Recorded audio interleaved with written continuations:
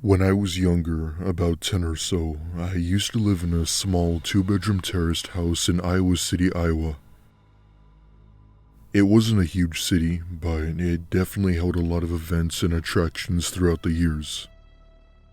For those of you who don't know what a terraced house is, it's basically multiple houses combined. Kind of like a townhouse, if that makes sense.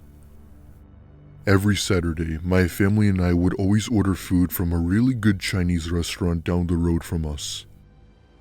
Every delivery made to us would always be the same delivery person named Wang.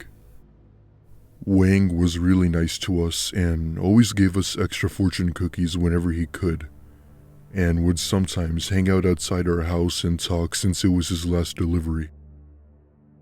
We genuinely liked talking to Wang as he was very polite and brought such good vibes.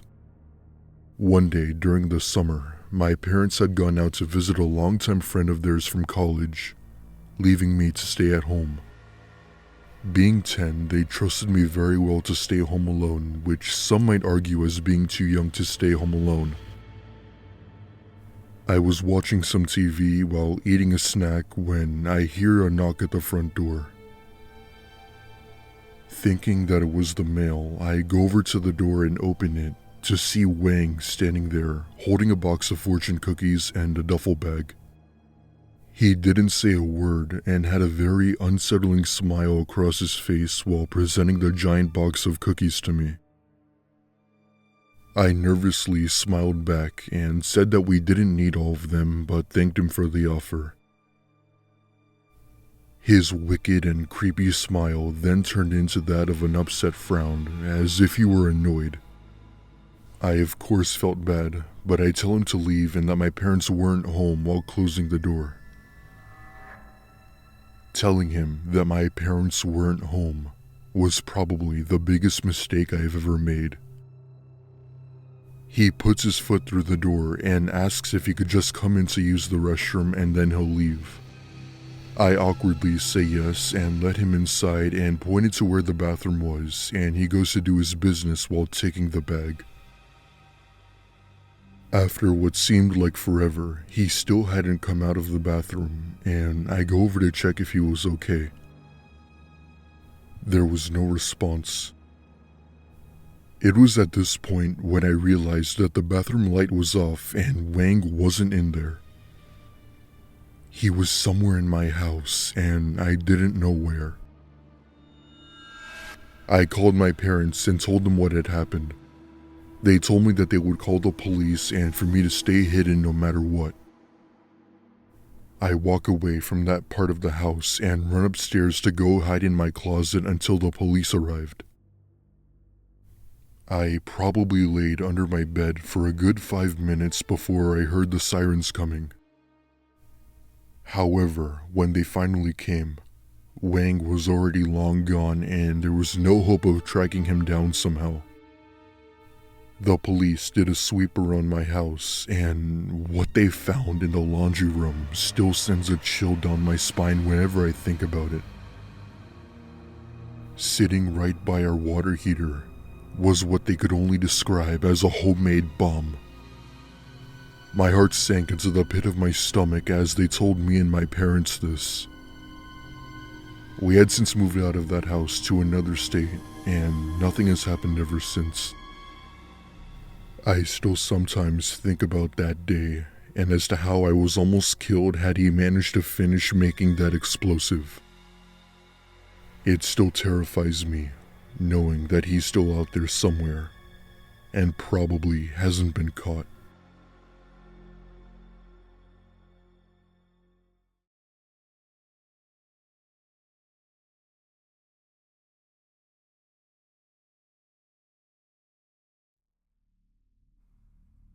This happened about 5 years ago when I was still a kid, right at the height of Pokemon Go's popularity. I played it regularly with my fiancé Luke. We decided to get clever, and instead of walking to make our eggs grow or whatever, I would just drive around the residential streets slowly, around 15 miles per hour. We always drove the same path, and we did this several times. At the time, We lived in a very small, one traffic light town. The town was primarily low-income families. We usually played Pokemon at about 10-11 p.m., as did several other locals. Without other entertainment, it was a fairly popular game around town. This particular night, I'm driving the normal path with Luke. We are catching sick Pokemon left and right, and hatching eggs like crazy. We paused in the water department's parking lot to catch our 217th Ekans. We drive for another 10 more minutes and park next to an empty lot. Across the street is a normal residential landscape with houses and whatnot. I'm catching my first Pikachu, and some guy drives by in a beat-up silver SUV. He slows down and asks me if I am okay. I smiled and flashed my phone screen and told him we were playing Pokemon. He said something like, "Okay, have a good one." But he seemed weird. So we leave and make our last loop around the neighborhood, pausing as we go to collect various Pokemon.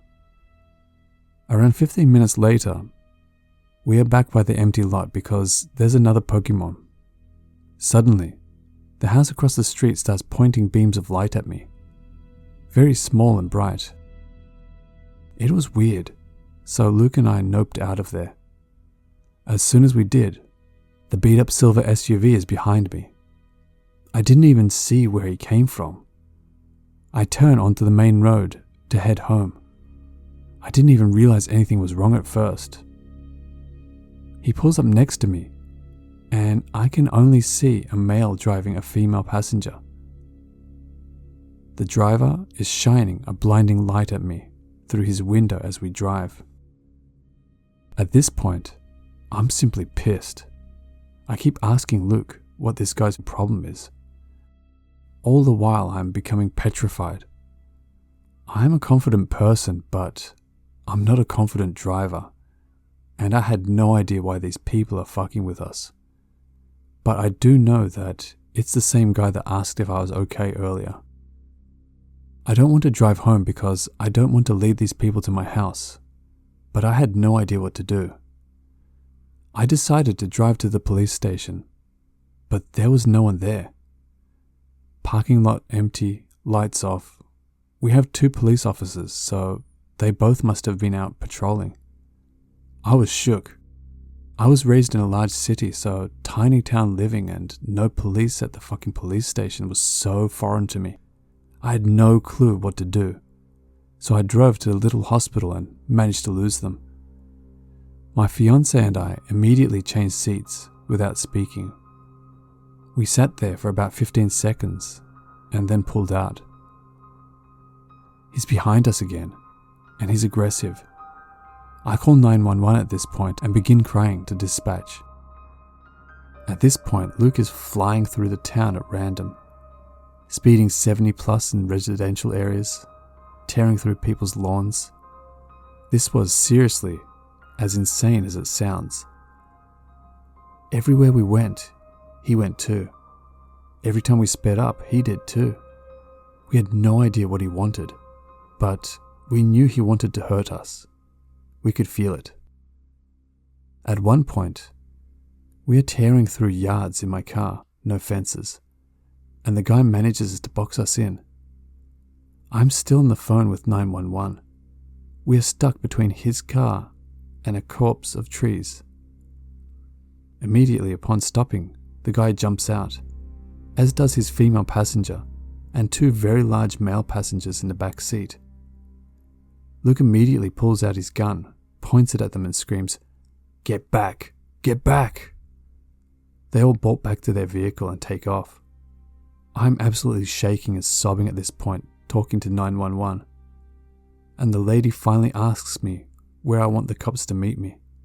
I tell her the local gas station. We are there within 20 seconds, as are the cops. This town is seriously so little. I don't know how the cops didn't see us or intervene while we destroyed dozens of yards at midnight and drove extremely fast and recklessly. Seconds after we pull in, So does the SUV. The guy jumps out and begins to rush my car. Cops stop him. They talk to him for a while. We are just sitting in our car shaking. Older cop finally walks over to talk to us and says, "So, did one of you pull a gun on him tonight?" We were shocked. That is the only thing he asked us. We told him yes, explained everything that happened. Cops went and talked to him again, and basically said that the guy thought we were casing his house because he kept seeing our vehicle pass it. The cop told us that we were lucky that he decided not to press charges because Luke pulled his gun. My car had decent damage from driving through trees and bushes and shit, scratched up. Pretty sure the guys were going to beat our asses, and the cops tell us we're lucky? We were so scared and shaken up. We didn't argue anything, and left when they allowed us to, but not before they ran all of our info and made us feel like criminals, like we were childish and stupid for playing Pokemon. The cops openly laughed at us. We went home and stayed up literally all night long, taking turns peeking out our window. We were convinced that they were going to drive around, find my car and harass us. The next day, we had a high-tech security system installed. I have since seen the guy and the girl several times. I worked at the school and they had young children. I'd never seen or interacted with them prior to this day or after. But I know they knew who I was, so I'm glad I don't live there anymore.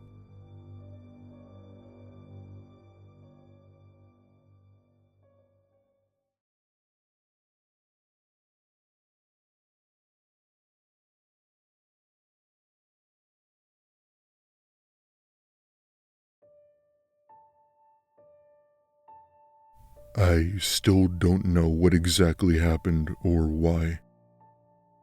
This took place back in 2013 when I was still a kid. I was home alone. Although my parents went out often and I usually stayed home by myself and played video games, I never really felt alone.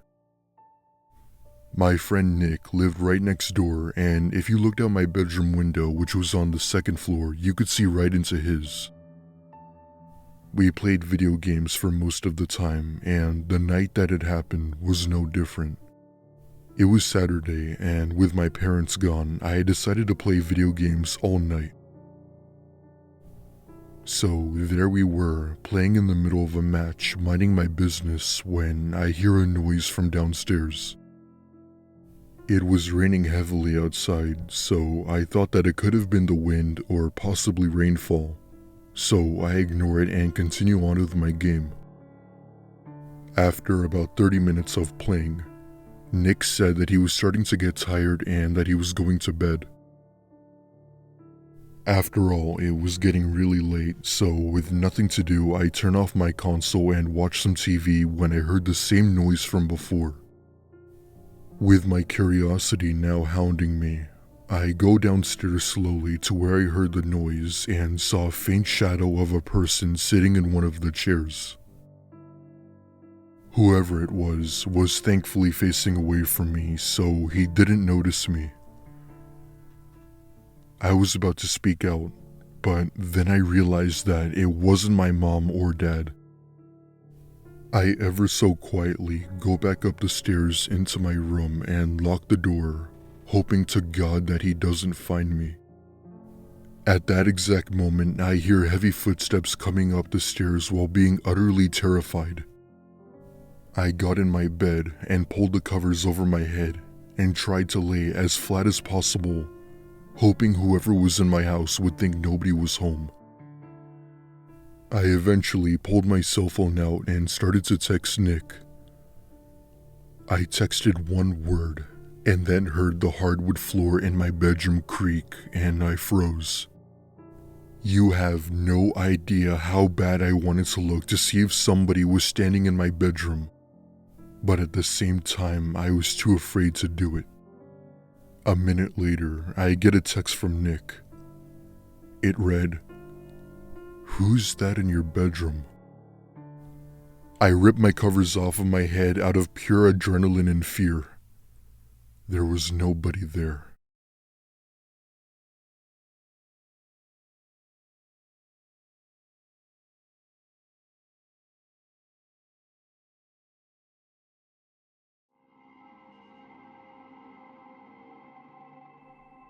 A few years back, my last few days before going off to college were spent in pure boredom.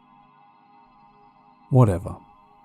At least my boredom would be over next week when I left for college. I didn't have a driver's license. When I turned 16, I didn't have the money to spend on the ever-expensive driver's ed. So I simply used my friends' cars whenever we wanted to go somewhere far. But I always preferred biking, to be honest. When my friends and I were in middle school and early high school, we would bike everywhere. The local mall, the movie theater, some pizza places, you name it. We would especially go to this campsite nearby called Campkota. But as high school progressed, more and more of my friends got their licenses, leaving me, well, careless. But that was okay. One afternoon in the second half of August, I had decided to take my bike out again, for old time's sake.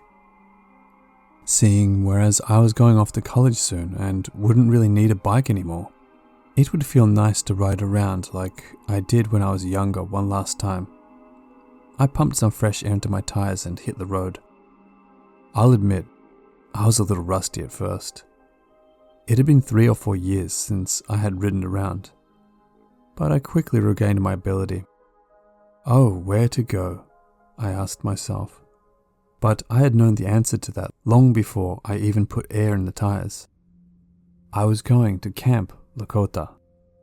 For a bit of context, Camp Lakota is where my friends and I would go almost every day in the spring and summer. There was also a lake there to swim in, a big lodge with tons of activities during the summer nights. I practically spent my entire early life there, so what better place to visit before I head off to college? Once I got there, I was surprised to see the place relatively busy. I parked my bike and went over to the bridge to get a good view of the beautiful mountain Lakota range. I climbed up the few newly replaced steps and sat on a ledge overlooking the site of my happiest childhood memories. I could recall so many nostalgic days and nights spent here with friends, lasting well into our teenage years. And yet, I felt so alone in this moment, like I was the only person to ever visit this lodge, and that when I left, no one would ever come here again. I found some strange comfort in feeling that way, but not much. As I gazed for the setting sun's shimmering reflection on the water, I grew more and more melancholy. For all I knew, this could be the last time I'd ever be here. I was alone. Not with friends, not with swimming, not with eating delicious food or playing games in the lodge. I was alone. It got to a point where I couldn't bear it anymore. I walked back to my bike, strapped on my helmet, and began to ride away.